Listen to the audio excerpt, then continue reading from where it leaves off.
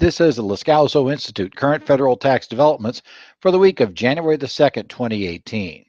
I'm Ed Zollers, and I'm your host this week to discuss what's been going on in the area of taxes. Now, we're going to be doing a little bit of catch up this week because we spent the last couple of weeks talking about the new law that was passed. We went through that in a lot of detail. And then last week, we talked about some of the big things that developed this year in taxes. So we've been away from the actual weekly developments for a little while. We're going to take a look at what's happened while we weren't paying attention, shall we say, at least not going over it right away, and then maybe discuss some of what's coming up for the next year. We'll start this with something that actually was on December the 10th is when this took place, so hopefully you figured this one out by now. The IRS announced on its webpage, EServices Online Tools for Tax Professionals, on December the 8th, that they were going to be changing their system. They were going to require all accounts to make use of EServices to be signed up using secure access. Now, you may remember that the IRS had actually talked about this before and had delayed the switchover because of the little problem that we had with credit bureaus losing control of data. What the IRS has now done is they have switched bureaus and they're now able to roll this out. But they gave us a whopping 2 days notice in this case. They forced the issue. So on December the 10th, nobody who had not already gotten signed up through secure access would be able to access EServices. They're going to force you to reset up the account. If you haven't done so, might make sense to go try and do so now. See what you're going to need to get through to get all this to happen. This is part of the IRS's security. They're trying to lock down EServices in order to make it more difficult for a third party to take over your account and start filing returns on the behalf of whoever they want to file returns on behalf of, normally fraudulent ones. So you do need to remember you've got to get secure access account now is required for EServices. We had the first piece of fallout from the Tax Cuts and Jobs Act that we want to talk about this week. This actually comes from a weird location for us on the tax program. It comes from the Securities and Exchange Commission. It's Staff Accounting Bulletin number 118. It was issued on December the 26th. And it deals with a problem that the tax bill has caused on the accounting and auditing side. Accounting Standards Codification 740-10-35-4 tells us that we must recognize the impact of tax law changes on deferred tax liabilities, assets, and valuation allowances. The TCJA has made a number of changes in how the law is going to work. That's going to have the effect when these differences that you may have already booked now reverse themselves, are going to reverse at probably a lower rate. There are various other rules that have changed, so we have to take this into account. And per ASC 740-10-55-62, you have to record that in the period in which the effective date falls. So the key issue is, when did the bill get signed into law? While there was a lot of discussion about potentially moving the signing date into 2018 because of issues with the pay-go structure, as we discussed last week, the actual signing date moved to December the 22nd. Congress, as part of their bill to basically extend spending authority into January, included with that a waiver of the pay-go rules with regard to anything that related to the Tax Cuts and Jobs Act. And yes, I'm going to keep calling it that, even though I understand, and actually I saw the tax analyst has been pretty good about flagging it this way, that this is actually a public law. We give you the PL number that is informally known as the Tax Cuts and Jobs Act, but we're just going to keep calling it that. So the SEC, this comes up. Here's our problem. Since it was December the 22nd, that means the December the 31st, 2017 financial statements are going to have to reflect adjustments for all of this law.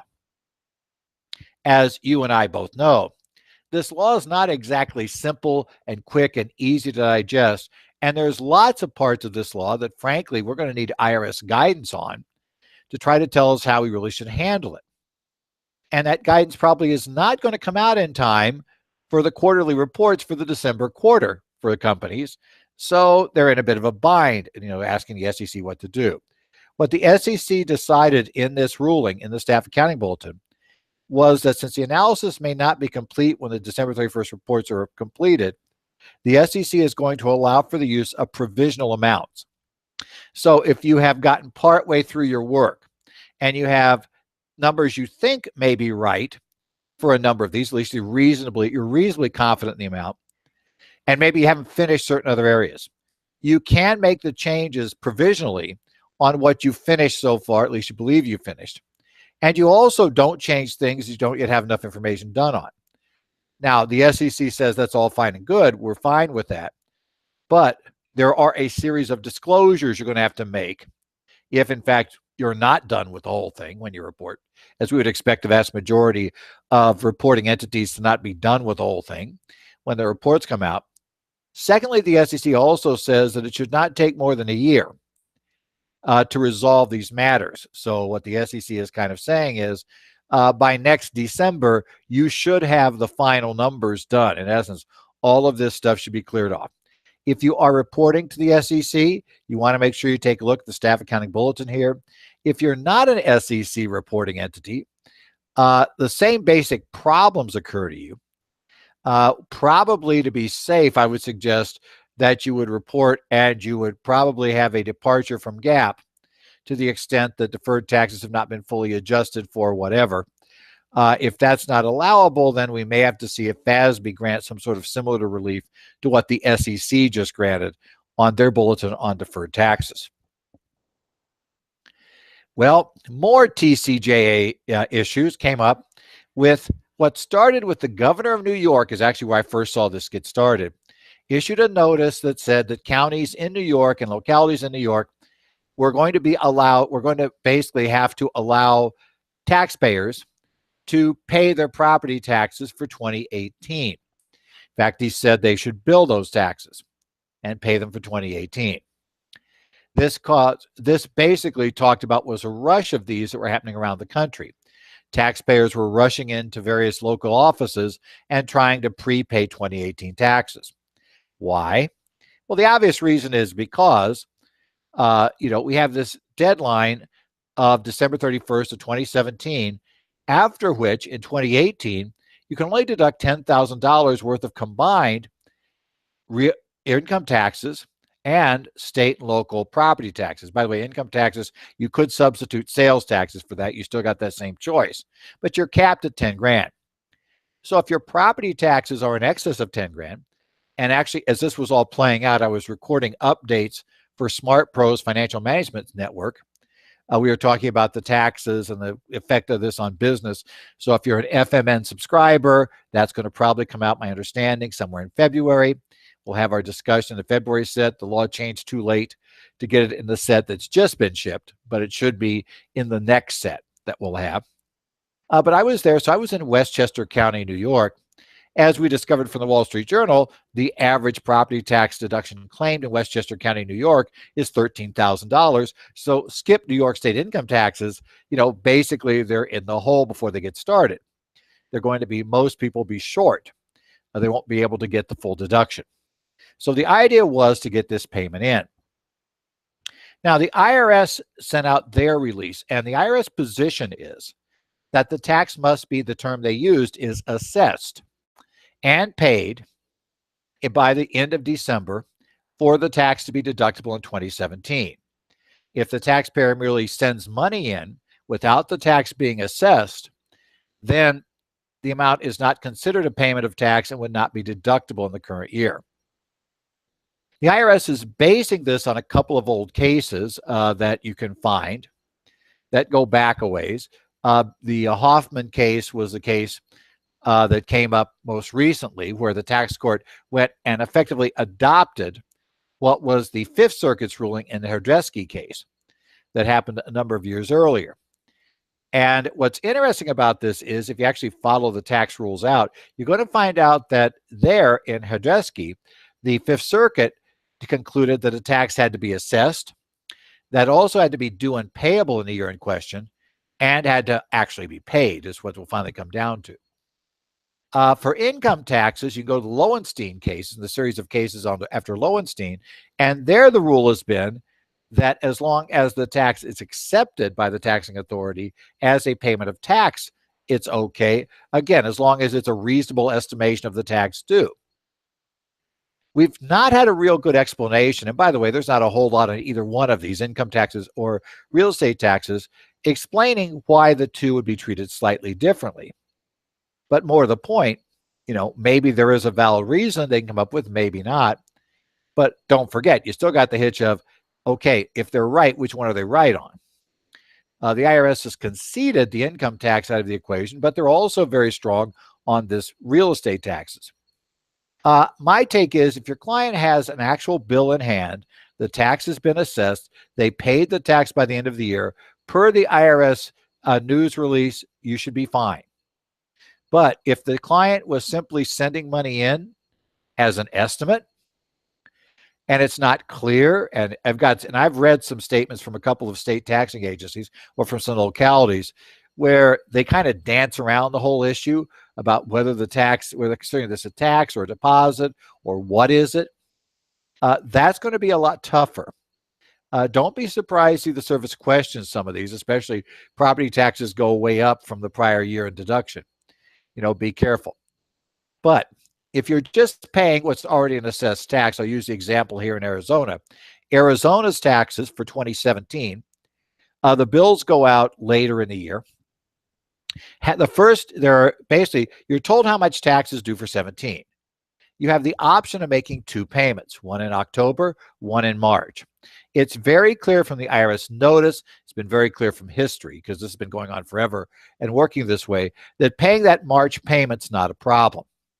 However, since Arizona doesn't generally assess, and those taxes, the bills aren't computed, they don't go out for 2018 until late next year, the problem you've got there is if you try to pay the 18 taxes, then, that's probably not assessed in the way the IRS views it. Now, the other problem we've got is every state has different rules, different structures, different ways it goes. It may be a little fun to make sure in all cases what would make a tax considered to be assessed. What steps, at what point in the process is the tax truly assessed in the term the IRS uses when the state may not have a structure that looks quite the same. But don't be surprised. There's been a lot of push on this. What you're going to have to do is find out what your client actually did, what the facts are, how the taxing authority was treating it. Did the taxing authority issue a bill? Is there justification for it being assessed? If not, then you have to review the case, see if there may be under other arguments. And by the way, lots of attorneys and accountants now are arguing this and beating it to death over what needs to be true, what doesn't. This is going to be your call, though, to take a look at. Maybe you decide that it's not clear that it can be deducted, but there may be a reasonable basis. If there is, then the discussion comes with the client. Do you want to do it this way? Service may challenge you. And by the way, I think you have to be very clear to a client that if the service challenges you, you fight them. They're probably not going to go up in appeals. So you're going to have to at least go to tax court. And then you got to start playing the math of how much will it cost you to get counsel and get to tax court versus the tax in question. And I think it's going to be very difficult to justify the litigation if you wanted to push it there. Also, don't be surprised if the service starts pushing for penalties in this area. So we may have some more fun there. So in any event, you need to work with your clients to understand how this is going to happen. Now, again, at the point you're listening to this, most likely, I'll probably get it out on Monday the 1st, most likely you're past the due date for anybody to pay a tax. And I'm recording this on Sunday the 31st, so I guarantee it'd be darn difficult to pay the tax probably at this point. But in any event, now we're going to look at what did they do, what were the exact facts, and how do things move forward. The IRS was doing a great job the last couple of weeks of the year of issuing guidance that may not have a long life. First, we have a pair of revenue procedures, 2018-8, 2018-9, issued on December the 13th of 2017. These provide safe harbor amounts for residential property involved with a casualty loss. Okay. They're personal residence casualty losses, and it really breaks it into three different types. Now, why this is a bit of a quirk is, remember, Congress in the Tax Cuts and Jobs Act has effectively repealed the ability to deduct personal casualty losses unless the loss occurs as part of a federal disaster area. So to the extent there is a safe harbor here that applies to losses that aren't federal disasters, well, that's fine, but it's non-deductible. Who cares? But that method should still be available if there's a federal disaster, but you'll also be able to choose from the federal disaster methods. So we have a bunch of methods available. Now, the IRS, the one for general use, which would apply to any losses in 2017, effectively, there's a couple of ways they do it. One of the key ones they do is take a look and figure out how much, in essence, if you go out and you get 2 different bids on repairing your property, and you take the lower of those 2, the IRS will accept that as the decrease in fair value of your property that you could claim as a casualty loss. Now, you can go out and do the old, get an appraisal before, get appraisal, the appraisal before the disaster, appraisal after the disaster, compare the 2, or you can do it this way. The IRS also is giving you some options, to make use of a de minimis amount if it's less than $5,000. But again, those would go away next year. At least that type of just loss is not disaster. If it's a disaster area, then the IRS allows a couple of other additional methods. Key in the method they allow is they allow for the residential property itself, instead of needing to get 2 bids, you can just use the actual cost to repair from whoever you had do the work. So that doesn't require the 2 bids and taking the low. It says you can actually just do 1 and take the bid. Also, for personal residence, for stuff that's in your residence, the personal property, the IRS will allow a replacement cost option of that where you discount by 10% for every year you've owned the asset, its cost. So it'll be 90% if you've owned it 1 year, 80% if you've owned it 2, etc. Until we get down to 10%, we stay at 10%. So if you can document the property that was there, document its replacement cost, use your proper discount factor, because by the way, the other piece of fun is you have to document when you got that property. If you can do all of that, then you can use this method, or again, the $5,000 de minimis is available for you. Finally, if you have this year a client who was impacted by the 2017 hurricanes, Harvey, Irma, Maria, the IRS provides a special rule. This is under Revenue Procedure 2018-9. There where there is a square footage based number. The IRS lists a series of, and it's in the materials you can download from the website, the PDF. They have a series of levels of damage that were done to your residence or things that were damaged. They then provide you with a table. So find the type of damage that was involved, go to the table. The table, first you need to get the geographic area, right?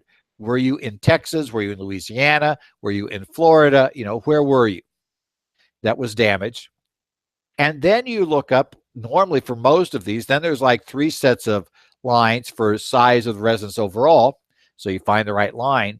And then finally, by comparing those 2, you will get an amount per square foot you can claim as a loss without doing any additional work. It goes all the way from wiping out the property entirely, so your residence was totally destroyed, to things like losing the roof or losing decking, and so various parts that are there. So that gives you another simplified method. Now remember, beginning next year, you're going to have a disaster, a federal disaster to make use, but these should still be available. Obviously, the hurricane one won't be available unless we have another hurricane and the IRS issues, a new version of this guidance for those hurricanes with new square footage. But the general purpose ones under 2018-8 should still be available in 2018. Also, on stuff that's not going to matter for long, the IRS issued a revenue ruling, 2018-3, issued on December the 21st. By the way, for old timers, remember the days when revenue rulings would get into the hundreds? This is only the 3rd one. This is the 3rd one of 18. We don't get very many revenue rulings. We already have 3 for 18, so maybe that's good news. We're going to get a ruling on whether licensing a group of films can qualify for Section 199. Remember, you produce a film. Remember that Section 199, the domestic production activities, and you get a deduction for that, which, by the way, was repealed by the Tax Cuts and Jobs Act. So this is only good through the end of 17. The key issue here was they were looking at, and it appears the obvious thing in this ruling, were things like licensing a television channel. So let's say you're a Discovery Channel, and you produce all these programs, and you license them out, right, to cable television companies, etc. You sell. the rights to use that broadcast. Can you treat that as domestic production activity, or do you have to get down and try to figure out a charge for each film? And the answer they determined here that the IRS did was, as long as what you're producing meets all the requirements for a film that qualifies for 199, you actually can treat this as qualifying for, this could be domestic production gross receipts, and 199 could be available to you. Okay. But as I said, do this soon if you're going to use it. Section 199 now has been repealed as part of the Tax Cuts and Jobs Act. So, hey, the 17 return, yeah, you'll get it there, maybe 16 and 15. Depends on what's open. You can try to go back and amend those. But yeah, otherwise, this is going to matter for long. Next up, here is the one on basically when you can deduct, the all events test. This is Field Attorney Advice 2017-4901F, issued on December the 8th. Now, this one kind of strikes close to home, at least for what the parent company of our organization, we're here with Loscalzo Institute. As we say, we're a Kaplan company. That's Kaplan Education.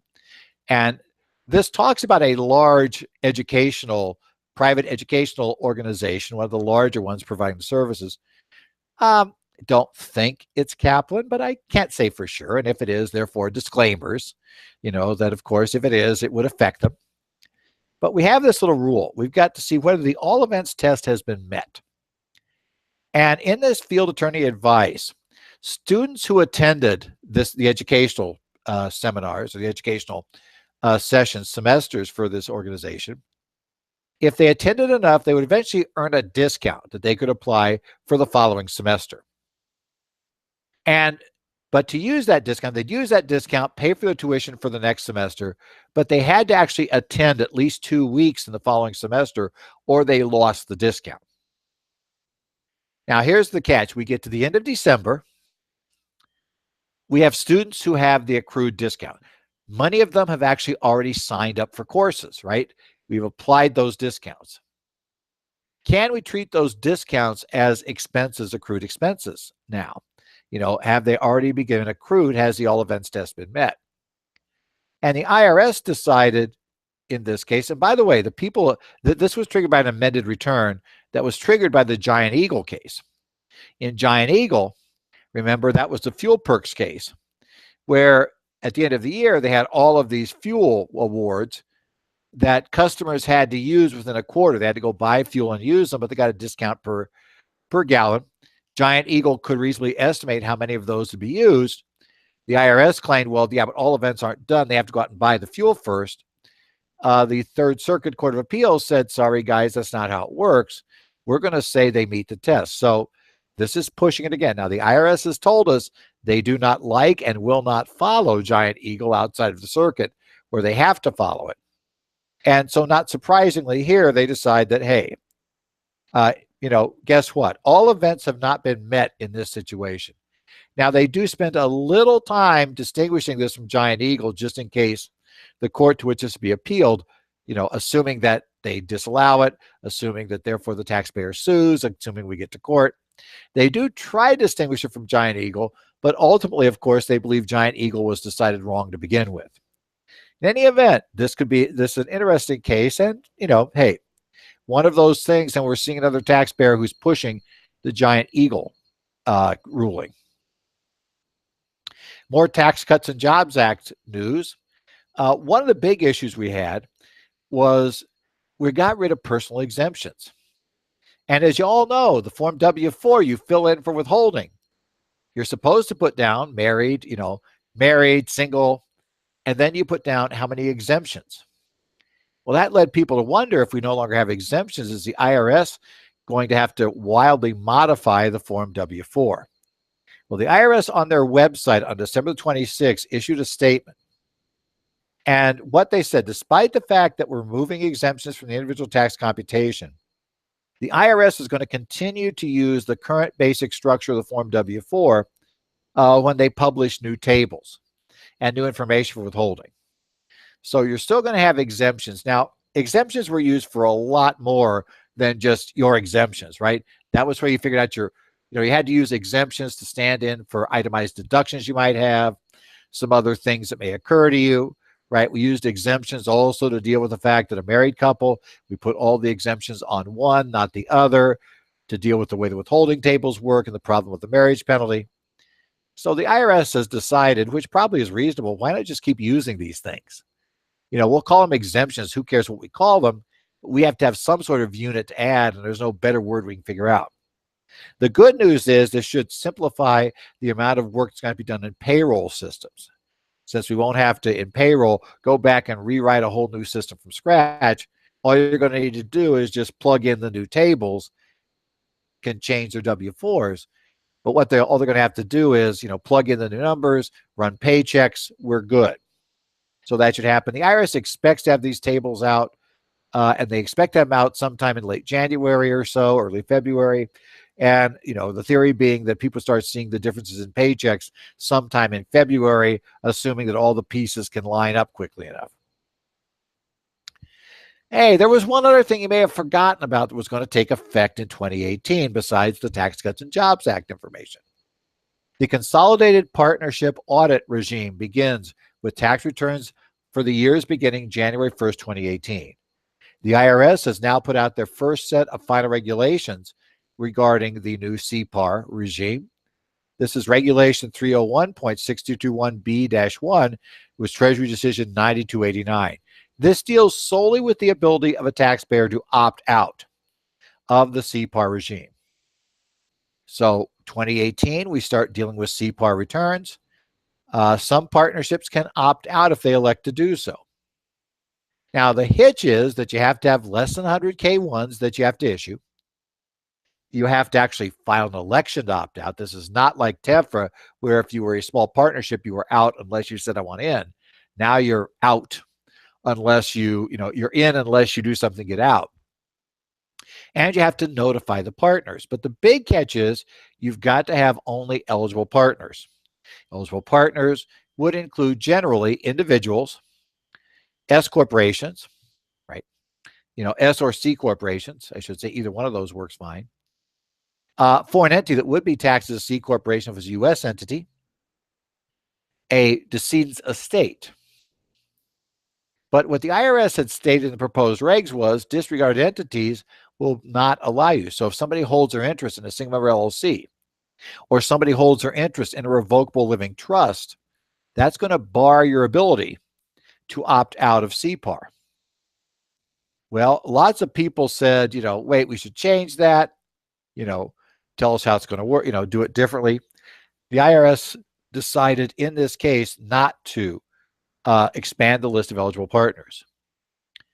So it's still going to be true that having a partner who puts their interest in a single member LLC or having a partner who puts their interest into a revocable living trust is going to cause the entire partnership to be unable to opt out.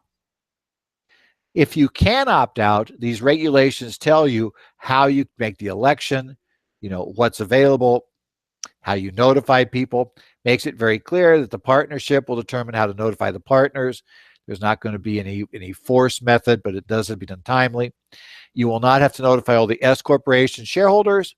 You just notify the S corporation. It's up to it to notify the shareholders about this. So there's lots of procedural things in here you might want to take a look at.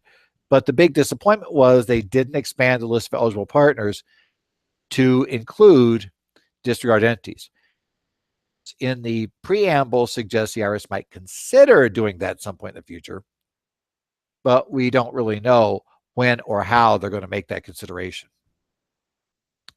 IRS also did one more blast from the past. Notice 2018-6, so this be good for this is going to be going on for a couple of years. They have again pushed back the dates for issuing forms 1095B and 1095C. Those are issued by insurance companies to individuals who have qualifying coverage, or they're issued by employers who make an offer of qualifying coverage to employees. This is a thing you're supposed to have to fill in your 1040. Well, the date for doing it now has been pushed back. For individuals, it's going to be March 2nd of 2018 is the date. That needs to be issued by not January 31st.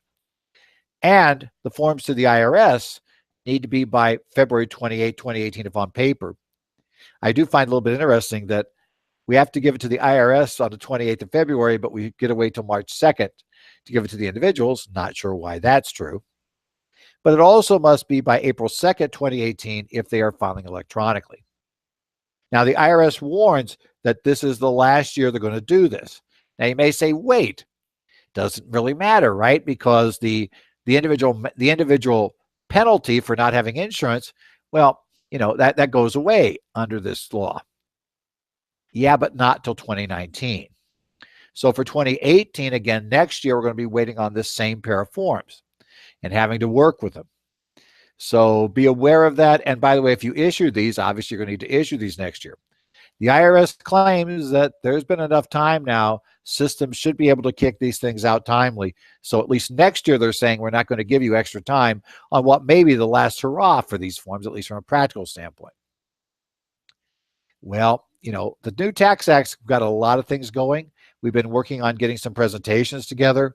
One that I definitely can announce, the Arizona Society of CPAs on January 26th is going to have both a live session and a webcast. It'll start at 12:30 p.m. Mountain Standard Time. I'll be in their facilities in Phoenix. And so if you're in the Phoenix area, obviously you can sign up, go there, or wherever you're at, you could get in on the webcast. Go to the ascpa.com website and you can read about the 26th thing. That day, we're going to talk about all kinds of neat things in this new law. We're going to have 4 hours to work with. Going to be looking at especially things like qualified business income and some of the weird things going on there. And in general, take a look at your state society of CPAs. All of them pretty much are reacting now to the Tax Cuts and Jobs Act and offering at least some form of education, maybe webinars, maybe other options. But you might want to take a look at what your state society has to get you up to speed. Because when clients come in this year, they're going to expect you to understand the new tax law. And it means you probably want to try to get up to speed as soon as you can. Well, this has been for January 2nd, 2018, the first one of the new year.